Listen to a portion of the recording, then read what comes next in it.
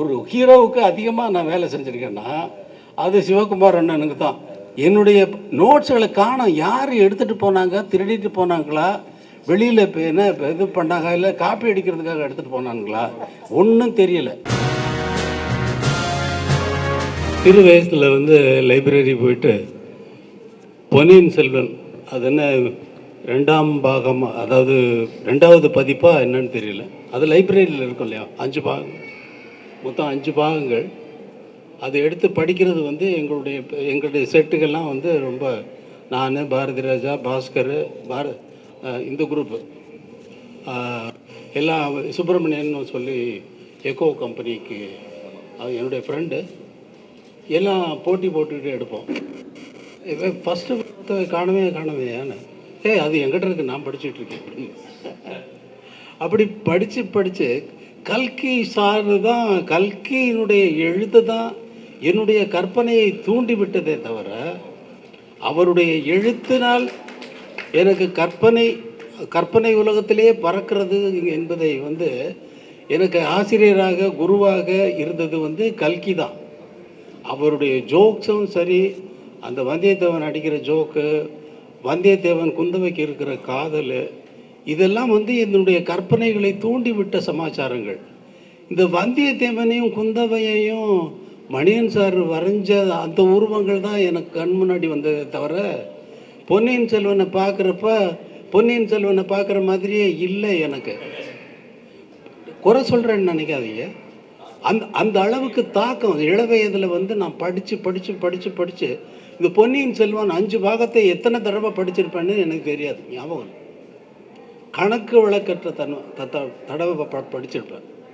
அதே போல் கற்பனை உலகத்தில் மிதக்க வைத்தது அந்த பொன்னியின் செல்வன்கிற அந்த நாவல் தான். ஜெயகாந்தன் பெரிய எழுத்தாளர். எனக்கு பிற்காலத்தில் அவர் ஆசானுமானார், அதாவது குருவுமானார், எல்லாம் ஆனார். எவ்வளவுதான் நெருக்கமாக இருந்தாலும் கூட ஜெயகாந்தன் எழுத்து வந்து பக்குவப்பட்ட ஆட்களுக்கு, உயர்ந்த நிலையில் இருப்பவர்களுக்கு அது மிகவும் உயர்ந்த தன்மைகளை போதிக்கிற சமாச்சாரம். வெறும் விவாதங்களை வைத்து சமூகத்தில் எதை கூடாது என்று சொல்கிறார்களோ, ஏன் அது அப்படி இருக்கக்கூடாது என்று விவாதிக்கக்கூடிய தன்மைகளை உள்ளடக்கியது.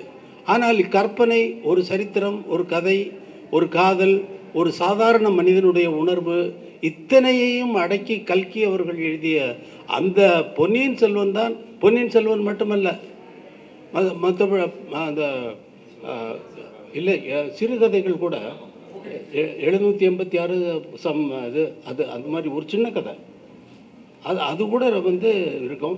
அடிக்கடி ஜோக்ஸில் வந்து எங்களுக்கு வந்து கல்கி சாருடைய ஜோக்கு தான் ஞாபகத்துக்கு வரும். அவர் வந்து சீரியஸாக இருக்கார், ஹாஸ்பிட்டலில் அட்மிட் பண்ணியிருக்காங்க. ஹாஸ்பிட்டலில் அட்மிட் பண்ணாங்க, டாக்டர்லாம் வந்து பார்த்துட்டு போனாங்க. வந்து எல்லாம் ரொம்ப ஆவலோடு போயிட்டு என்னாச்சு கேட்குறாங்க. கல்கி சார் சொல்கிறார். கல்கி சார் வெளியே வந்தார். டாக்டர் ஒன்றும் இல்லைன்னு சொல்லிட்டாருன்னு. அப்படியா? இல்லை, க்யூர் பண்ணுற மாதிரி ஒன்றும் இல்லைன்னு சொன்னார். இந்த ஜோக்ஸு இதெல்லாம் வந்து இப்போ நான், பாரதி ராஜா, பாஸ்கர் எல்லாம் வந்து ராம் தியேட்டருக்கு எதிர்த்தாப்பில் ஒரு சின்ன வீட்டில் குடியிருந்துட்டு வெளியில் வரும் பொழுது யாராவது சிரிச்சுட்டு வந்தாங்கன்னா கல்கி சார் தான் தூண்டி விட்டது இந்த ஜோக்ஸ் எல்லாம் அடிக்கிறது. எல்லாம் 3 நாள் பட்டினி, எல்லாம் வழியில் வருவோம். எதிர்த்தாப்பில் 3 பேர் வருவாங்க, சிரிச்சுக்கிட்டே வருவான். இவன் டிஃபன் சாப்பிட்டு வராயா, அதான் ஏன் சிரிக்கிறான் அப்படின்னு ஜோக் அடிப்பான். இதுக்கெல்லாம் வித்திட்டவர் கல்கி. இங்கே சார் சொல்கிறப்ப சொன்னார், வாசன் சார் சொல்கிறாரு, 86 வருஷம் இதை கட்டி காத்து வந்தார்களே, அதை எத்தனை பாராட்டினாலும் தகும் என்ற பாராட்டு. நான் 46 வருஷம் என்னுடைய இசையை அன்னக்கிளியிலிருந்து இதுவரை சேகரித்து வைக்க வேண்டும் என்று நான் எழுதிய நோட்ஸ் எல்லாம் தேடி ஒரு ஆர்கைவ்ஸ் உண்டு பண்ணுறதுக்காக தேடினா பல படங்களுடைய நோட்ஸை காணும். சில படங்களுடைய நோட்ஸ் வந்து இவர் சார் சொன்னார், இத்து போன மாதிரி இத்து விழுகிறது. நான் வந்து ரொம்ப ஃபாஸ்டான மியூசிக் எழுதுறதுனால ஒரே ஒரு லைனில் தான் அத்தனை விஷயங்களையும் உள்ளடக்கி எழுதுவேன்.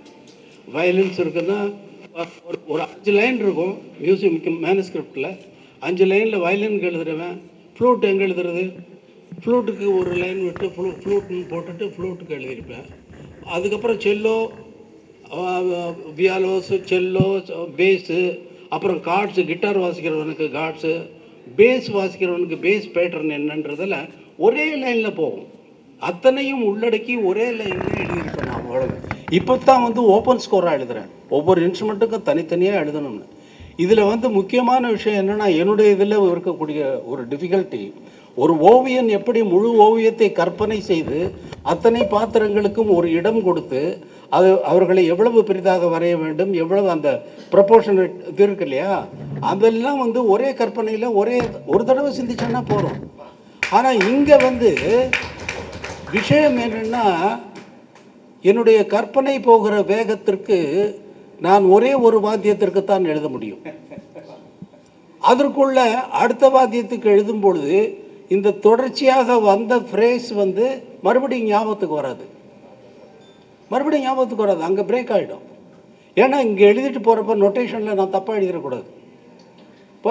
போயிட்டு எழுதிட்டு அதையெல்லாம் மீறி நான் எழுதுவது மியூசிக்காக வந்து உங்கள் அனைவருடைய மனதிலும் உள்ளே புகுந்து நான் போடுற கோடு எப்படிங்க உங்கள் மனசை தொடும்?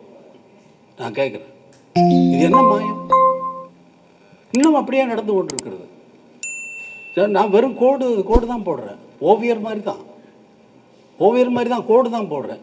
அதுக்கு இந்த உணர்வு எப்படி வரும்? அதாவது வாழ்க்கையை நான் கேட்குறேன், படம் பண்ணிகிட்டு இருக்கேன். டெய்லி போவோம்னா 7 மணிக்கு போவோம், படம் ஓடும். அது ஒரு 10 நிமிஷம் ஓடும். 10 நிமிஷம் ஓடினோடனே வந்து மியூசிக் எழுத ஆரம்பிச்சிடுவேன். அதுக்கு போயிடும். அவங்க நோட்ஸ் எல்லாம் எடுத்துடுவாங்க. பால்கே 4வது நாள் கூப்பிட்டேன். பால்கே, இது வரைக்கும் நீங்கள் என்ன அப்சர்வ் பண்ணீங்க? டெய்லி நான் வர்றேன், மியூசிக் எழுதுறேன் இல்லையா, என்ன அப்சர்வ் பண்ணீங்கன்னு கேட்டேன். அவர் சொன்னார், sir you are coming and you are seeing the reel and you are starting immediately and writing music. It sounds it goes with the picture very well, very good அப்படின்னு அவர் சொன்னார். You didn't observe anything அப்படின்னு. What you mean by sir what you mean அப்படின்னாரு. பால்கி, நான் daily ஆஃபீஸ்க்கு வர்ற மாதிரி, clerk வர்ற மாதிரி நான் வர்றேன். வந்த உடனே ரீல் போடுறீங்க, படத்தை பார்க்குறேன். படத்தை பார்த்துட்டு அடுத்த நிமிஷமே உட்காந்து மேனுஸ்கிரிப்ட் எடுத்து நான் எழுத ஆரம்பிக்கிறேன். நான் எழுதுகின்ற அந்த நிமிடத்தில், அந்த நொடியில் நீங்கள் எடுத்த படத்திற்கு, நீங்கள் எடுத்த அதில் நடித்திருக்கக்கூடிய பாத்திரங்களின் உணர்வுகளுக்கு ஏற்ப அந்த உணர்வை தூண்டுகிற மாதிரி, தொடுகிற மாதிரி அந்த நிமிடத்தில் அந்த பேனாவில், அந்த பேப்பரில் இந்த நோட்ஸு, நான் எழுதுகிற நோட்ஸு எப்படி அங்கே போய் மேட்ச் ஆகுது அப்படின்னு கேட்டேன். சார் என்ன சார் இது, என்ன எனக்கே புரியாத வாழ்க்கை, எப்படி பண்ணுறீங்க அப்படின்னு கேட்டார். எனக்கே தெரியாது வாழ்க்கை. the moment I put my pen on the paper, it comes automatically. Whenever I finish write, அந்த ரைட்டிங் எப்போ முடியுதோ அப்போ ரீலில் அந்த சீக்வன்ஸ் முடிஞ்சிருக்கும். இது ஒரு ரீல் போட்ட அண்ணா, நான் வேலை செஞ்ச ஹீரோக்கள்லேயே அதிகமான ஹீரோவுக்கு நான் இசையமைச்சது உங்களுக்கு தான். ஆமையா, ஒரு ஹீரோவுக்கு அதிகமாக நான் வேலை செஞ்சுருக்கேன்னா அது சிவகுமார் அண்ணனுக்கு தான். முதல் படத்துலேருந்து எத்தனை படம், அதான் கண்ணன் ஒரு கை குழந்தை என்ன மறக்க முடியுமா? சின்ன கண்ணன் அழைக்கிறேன் நான் விட்டுருவார் அவர். என் கண்மணி. அது மாதிரி இது எப்படி போய் அமைகிறது என்று தெரியவில்லை. முக்கியமான விஷயம் என்னென்னா, 86 வருடம் அவர்கள் பாதுகாத்ததை நான் 46 வருடம் கூட இன்னும் கடக்கவில்லை. என்னுடைய நோட்ஸ்களை காணோம். யார் எடுத்துகிட்டு போனாங்க? திருடிட்டு போனாங்களா? வெளியில் இப்போ என்ன இது பண்ணாங்க? இல்லை காப்பி அடிக்கிறதுக்காக எடுத்துகிட்டு போனாங்களா? ஒன்றும் தெரியலை. நிறைய படங்கள் மிஸ்ஸிங். இப்போ ஓரளவுக்கு எல்லாம் கலெக்ட் பண்ணி வச்சுட்டோம். இல்லைன்னா இப்போ மறுபடியும் இந்த ரெக்கார்டு ஒலிப்பதிவு தேடி பிடிச்சி மறுபடியும் எழுத ஆரம்பிக்கணும். இண்டிவிஜுவலாக எழுதணும். ஒரே லைனில் இருந்ததெல்லாம் இப்போ நான் ஓப்பன் ஸ்கோராக எழுதி ஆகணும். அது பெரிய விஷயம். அது மணியன் மாசேவை நான் பார்த்து அதில் தெரிஞ்சுக்கிட்டேன். நானே போய் இதெல்லாம் கலெக்ட் பண்ண முடியாது. ஆட்கள்கிட்ட சொல்லி அதெல்லாம் தேடி பிடிக்கடா பாவிகளா அப்படின்னு எனக்கிட வேலை செய்கிறவனுங்க பாவிகள்.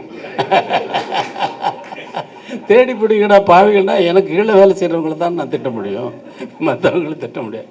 அதனால் இந்த இந்த இந்த ஒரு நொடியை இந்த நாளை இன்றைக்கு வந்து பகவான் ரமணர் பிறந்த நாள். காலையில் அங்கே பகவான் ரமணருடைய அந்த பிறந்த நாள் விழா கொண்டாட்டத்தில் கலந்து கொண்டு சாயங்காலம் வருகிறேன், இங்கே இந்த நிகழ்ச்சிக்கு நான் வருகிறேன் என்று ஒத்துக்கொண்டதை மறந்து விட்டேன். மறந்து வந்து வெற்றிமாறனுடைய விடுதலை பார்ட் 2க்கு இசையமைப்பதற்காக அவர் படம் எனக்கு காட்டுவதற்காக இன்று ஸ்டுடியோவுக்கு வந்தார். அவருடன் உட்கார்ந்து படம் பார்ப்பதற்காக போய் உட்கார்ந்துருக்கிறேன். உட்கார்ந்துருக்கும்போது மணியன் செல்வனுடைய மகன் வந்திருக்கிறார் அப்படின்னாங்க. ஐயோ இன்னைக்காவது இன்னும் மறந்தே போயிட்டேனே அப்படின்னு சொல்லிட்டு அப்புறம் வெற்றிமாறன் அனுப்பிச்சிட்டு நான் இங்கே வந்து நல்ல வேளை மறந்து நான் வந்து கொடுத்த வாக்கை வந்து இல்லை நான் தவறுனவன் ஆகிடுவேன் இல்லையா, இல்லை அதுக்காகத்தான் கொடுத்த வாக்கை காப்பாற்றும்பாறு பகவான் ரமணருடைய அருளினால் நான் இங்கே வந்ததும் மணியன் செல்வன் அவர்களை வாழ்த்துவதற்கு ஒரு சந்தர்ப்பத்தை ஏற்படுத்தி கொடுத்த மணியன் செல்வன் அவர்களுக்கும் அவர்களுடைய குடும்பத்தாருக்கும் என்னுடைய மனமார்ந்த நன்றியை தெரிவித்துக் கொள்கிறேன்.